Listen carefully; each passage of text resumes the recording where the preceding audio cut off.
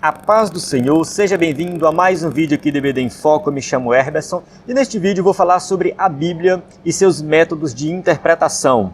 Eu estou participando aqui do 10º Congresso Nacional da Escola Bíblica Dominical e o tema que eu vou ministrar aqui nesse vídeo é baseado no seminário ministrado pelo pastor Ezequias Soares. Aqui no Congresso, estou com o material em mãos aqui da CPAD. Então, assim, é um tema muito importante para o professor do EBD, porque ele precisa saber interpretar corretamente o texto bíblico. É claro que você não vai aprender tudo de interpretação bíblica num vídeo aqui de 10 minutos, isso não vai acontecer. Mas esse vídeo vai ser muito importante para você conhecer os métodos de interpretação e buscar mais conhecimento sobre esse assunto. Eu vou indicar aqui alguns livros e também vou falar do material que a gente tem dentro do EBD em Foco sobre interpretação bíblica para que você possa se aprofundar nesse assunto. Eu vou falar aqui basicamente o que o pastor falou na palestra, que são assim os principais métodos usados para interpretar a Bíblia. Tem o método alegórico que foi usado muito na igreja primitiva. Na verdade, igreja primitiva não, nos pais da igreja. Logo no início, ali, os pais da igreja, eles usaram muito a questão da interpretação alegórica da Bíblia. O que é a interpretação alegórica? É aquela interpretação que lê o texto bíblico e fica dando significado para cada elemento do texto bíblico. Essa interpretação ela não é muito boa. Por quê? Porque a gente não extrai o que o texto está querendo dizer. A gente impõe ao texto algo que a gente acha que o texto está querendo dizer. Isso nem sequer é exegese, acaba sendo uma exegese, ou seja, a gente impõe ao texto um significado. E na interpretação alegórica, costuma-se dar significado para cada elemento de uma história. Tem uma interpretação clássica que é de Agostinho, sobre a parábola do samaritano, em que ele diz ali que cada personagem daquela parábola tem um significado. Então ele vai dizer que o samaritano representa Jesus, o homem caído, machucado representa o ser humano, né, pecador, quem bateu naquele homem representa Satanás, Jerusalém representa o céu, enfim, cada elemento da parábola tem um significado, só que esse significado não está no texto, você não consegue identificar ele no texto. Esse significado foi imposto pelo intérprete. E isso é muito subjetivo, porque você pode dar um significado, eu posso dar outro significado, e se nós fizermos assim, cada pessoa que interpretar a Bíblia vai dar o seu próprio significado. Isso é muito perigoso. Então você que é professor do EBD tem que ter muito cuidado com isso para não impor ao texto bíblico o significado que você acha que o texto tem. Você tem que aplicar algum método que você consegue extrair do texto o real significado ali. Nós temos dois métodos principais que são usados nos dias de hoje. É o histórico crítico e o histórico gramatical. O método histórico crítico ele é um método usado mais pelos acadêmicos, principalmente por quem não é crente, vamos colocar dessa forma.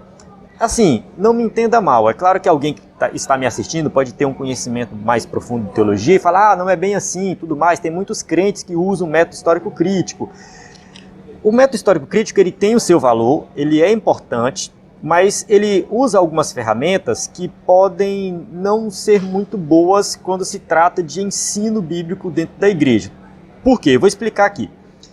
Ele é histórico porque ele procura estudar a Bíblia dentro do seu contexto histórico. Isso é muito importante, tanto que o outro é chamado de histórico gramatical. Então, tanto o histórico crítico quanto o histórico gramatical vai procurar estudar a Bíblia dentro do seu contexto cultural, contexto religioso, contexto político. Então, quando a gente lê uma passagem bíblica, a gente procura saber o que realmente estava acontecendo naquela época.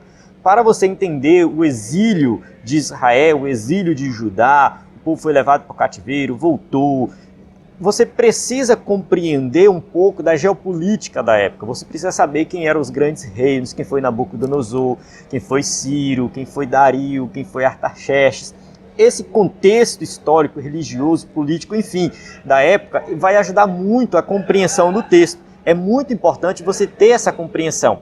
É importante também você compreender o contexto em que o texto foi escrito, porque uma coisa é você ler o texto de acordo com o acontecimento. Outra coisa é você ler o texto pensando assim, quando que ele foi escrito? Por exemplo, Crônicas foi escrito depois que o povo volta do exílio. Então é a visão do povo que voltou do exílio sobre os acontecimentos do passado. É importante você levar isso em consideração.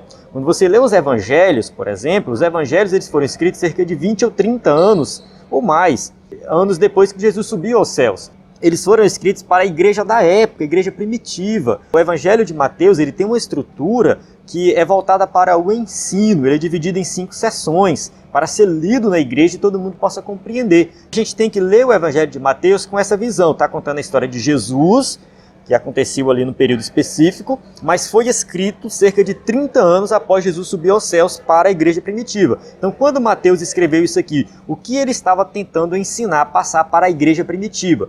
Para depois você fazer a aplicação para os dias de hoje. É muito importante você aplicar o contexto histórico na interpretação do texto bíblico. Então, todas as vezes que você for ler um texto bíblico, interpretar esse texto bíblico, procure saber qual foi o contexto histórico que a história ali se passa, que o texto foi escrito e que se passa ali que você está lendo, certo? Essa é a questão do método histórico, aplicar esse contexto histórico. Procure livros, procure na internet, dê uma pesquisada, leia comentários, procure entender esse contexto. Ele vai te ajudar bastante na compreensão da história geral, né, de qualquer texto bíblico. Agora vamos para a parte crítica, o método histórico crítico. Por que histórico crítico? Porque além desse contexto histórico, ele vai fazer uma crítica textual. Então ele vai procurar saber se esse texto ele é verdadeiro, se esse texto, a fonte dele realmente é uma fonte que é original. Por exemplo, será que a carta de Pedro foi escrita por Pedro? No método histórico crítico, eles vão levantar esse questionamento e podem chegar a uma conclusão diferente, e está tudo bem. Eles podem fazer uma análise dos textos de Paulo e falar, ah não, o texto de Paulo não foi Paulo que escreveu, e está tudo bem, eles vão chegar nessas conclusões. O método é crítico porque pergunta sobre a autenticidade do texto e discute sobre a transmissão do texto, tanto na língua original como nas versões para outras línguas através dos séculos. Esse método histórico crítico ele vai fazer essa análise da transmissão do texto no original e em outras traduções. Vai fazer essa análise crítica do texto. Assim, ele é um texto que ele pode chegar a um entendimento contrário à tradição cristã de forma geral. Assim, esse método, muitas vezes, eles vão negar as profecias. Vão dizer que a profecia de Jeremias sobre a queda de Jerusalém, a profecia de Ezequiel sobre a queda de Jerusalém, aconteceu depois, foi, no caso, feita depois e não antes. Os profetas eles não conseguiram prever o que ia acontecer no futuro. Na verdade, eles escreveram algo que já tinha acontecido no passado. Tem essa diferença, tá? O método histórico crítico ele vai ser algo mais acadêmico e usado muitas vezes por teólogos que não têm assim, aquela preocupação, né, de crer em Jesus como Salvador, de ser fiel ali ao que está realmente, no caso, ter a Bíblia como livro sagrado, vamos colocar dessa forma. Nós temos em mão o livro sagrado. Muitos deles vão adotar a Bíblia como um livro, assim, na mesma categoria de qualquer outro livro, de qualquer outra literatura. Então a Bíblia muitas vezes não é lida como um texto sagrado, mas como uma literatura igual a qualquer uma outra. Já o método histórico-gramatical, que é o método defendido pelo pastor Ezequiel Soares e é usado pela maior parte dos teólogos hoje, só uma observação, o método histórico-gramatical ele não é recente, ele é antigo, ele é lá da igreja primitiva também. O que acontece? Lá na igreja primitiva, nos pais da igreja, logo no início da igreja, primeiro século, segundo e terceiro século principalmente, muitos hereges surgiram e os hereges, na época, usaram o método histórico-gramatical.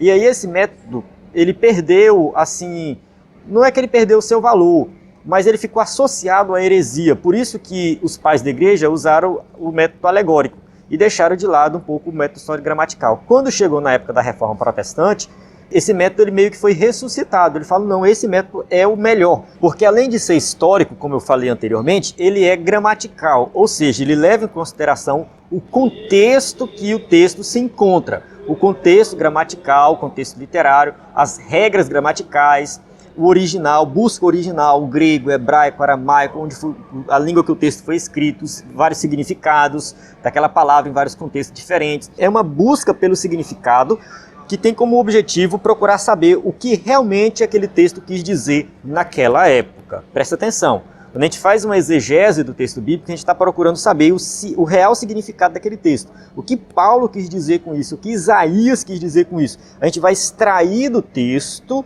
o seu real significado. Tem um livro de hermenêutica chamado A Espiral Hermenêutica. Por que espiral hermenêutica? Porque a ideia da hermenêutica é você fazer uma espiral e chegar no significado do texto, o significado original do texto bíblico. Então esse é o propósito do método histórico-gramatical, procurar saber o significado original do texto bíblico e depois você vai fazer uma transposição para os dias de hoje, uma aplicação para os dias de hoje. Quando você for estudar um texto bíblico, você vai escolher o quê? Uma perícope. que é um trecho, um parágrafo, tem começo, meio e fim. Não é muito bom você estar somente em um versículo, mas procure uma perícope. Leia o que vem antes, leia o que vem depois. O que vem antes e o que vem depois vai dar luz para aquele entendimento ali. Recentemente, numa aula da EBD, a gente foi sobre Ezequiel, a gente está ministrando sobre Ezequiel atualmente, no momento que eu estou gravando esse vídeo, e no capítulo 14 de Ezequiel, a gente observa que tem uma palavra contra os falsos profetas, ali de Ezequiel. Ezequiel está, no caso, profetizando contra os falsos profetas. Só que quando a gente lê os capítulos anteriores, capítulo 8, 9, 10, 11, 12, a gente observa que o povo estava vivendo em idolatria. O povo estava praticando todo tipo de idolatria. E o papel do profeta é denunciar o pecado. E o falso profeta não denunciava o pecado. O capítulo 14 ele é entendido à luz dos capítulos anteriores. Porque nos capítulos anteriores tem a denúncia contra o pecado do povo.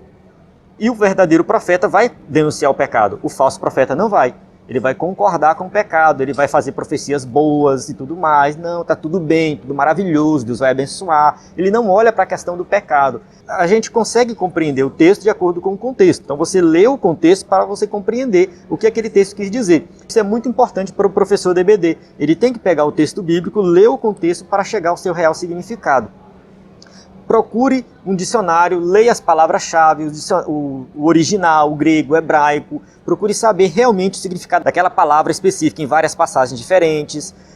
Isso vai te ajudar muito a compreender o texto. Então, quando você faz essa análise, você consegue cavar o texto para chegar a uma compreensão profunda do texto, isso vai te ajudar a ministrar uma aula diferenciada. Você não precisa ser um especialista em grego, hebraico, fazer faculdade. Não.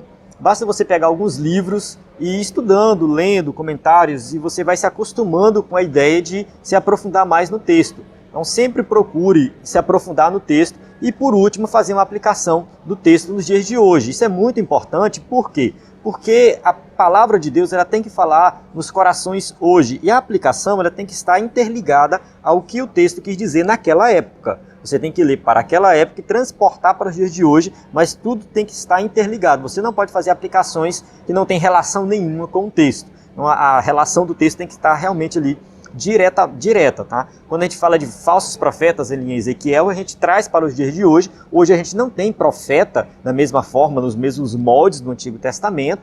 Aquele profeta como Ezequiel, Isaías, que falava exatamente a palavra de Deus. É diferente, inclusive no EBD em Foco a gente tem vídeos falando sobre isso. Você pode ver o vídeo de destaque, né, que eu falo sobre os falsos profetas, da lição, se não me engano, lição número 5, da revista que a gente estudou sobre Ezequiel, que é a lição, o quarto trimestre de 2022. Depois você procura no nosso canal do YouTube. Então eu explico sobre essa questão do dom de profecia para os dias de hoje, que é diferente do passado. Mas o falso profeta no dia de hoje é aquele pregador que não prega contra o pecado. Essa seria a aplicação. Se você se dispõe a ser um pregador da palavra de Deus, ensinar a palavra de Deus, e você ignora a idolatria, ignora o pecado, e só leva a palavra de bênção e não fala, né, de arrependimento, de mudança de vida e transformação, aqueles que só falam de dinheiro na igreja, que se fala de poder, que se envolve somente com política e não prega o verdadeiro evangelho, esse seria o falso profeta nos dias de hoje. Então você consegue fazer essa ponte, mesmo que não exista profeta no mesmos moldes do Antigo Testamento, você consegue aplicar essa passagem de Ezequiel para os dias de hoje. Então é muito importante você conseguir fazer essa aplicação. Tá? Assim, estude sobre isso. Tem um livro chamado A Verdade na Prática. Acho que esse é o título, posso estar errado, mas eu acho que é A Verdade na Prática. É porque assim, você tem que aplicar a verdade na vida cotidiana das pessoas. Então a aplicação ela é muito importante na aula da EBD. Se você chegar na aula da EBD e só expor o que está na revista sem se preocupar com aplicações práticas, muito provavelmente o seu aluno não volta mais para a sua aula, ou se volta, ele volta desanimado, porque ele não consegue ver aplicações práticas daquilo ali na vida dele. Amém? É esse o conteúdo desse vídeo. E em relação aos livros, eu recomendo você ler qualquer livro que fala sobre interpretação bíblica, sobre hermenêutica. Os que eu gosto são Entende o que Lês, do Gordon Fee. É uma pergunta, Entende o que Lês? É um livro muito bom, é Stuart e Fee, você vai ver na capa dele. Tem um outro livro que é do Roy Zuck, Interpretação Bíblica. Tem um outro que é do Moisés Silva e do Walter Kaiser, que também é sobre hermenêutica. Tem um de exegese, que é do Carson, que é citado aqui, a Exegese e Suas Falácias, do D.A. Carson. Enfim, eu acredito que qualquer livro que fala de exegese e de hermenêutica vai te ajudar. Só é importante uma coisa, você vê o nível do livro, porque tem livro que são para pessoas que têm um nível de conhecimento maior de grego e hebraico, né? Outros já levam em consideração que a pessoa não sabe grego e hebraico, ele vai começar do básico. Então é muito importante você olhar isso também. E se o escritor ele usa o método histórico-gramatical ou o método histórico-crítico, é bom você dar uma lida na biografia do escritor, pesquisar antes, para saber se aquele livro vai te ajudar como professor da IBD.